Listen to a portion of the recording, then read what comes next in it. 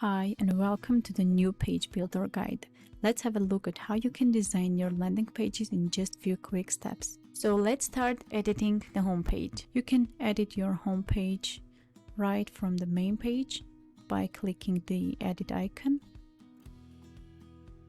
and it will redirect you to your page builder. And you also have the option to edit it from your dashboard. For that, sign in your dashboard, go to Site Builder, then Pages, find your home page,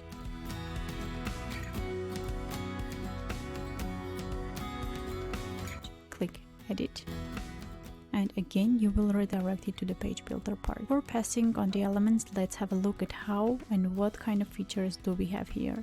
These icons allow you to have a look at your page on different devices. Simply choose one of them: desktop, tablet or mobile.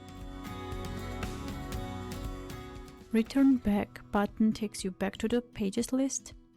Clear cache button deletes all the changes which weren't saved. Save button saves your made changes. View components button allows you to see boxes, sizes and margins.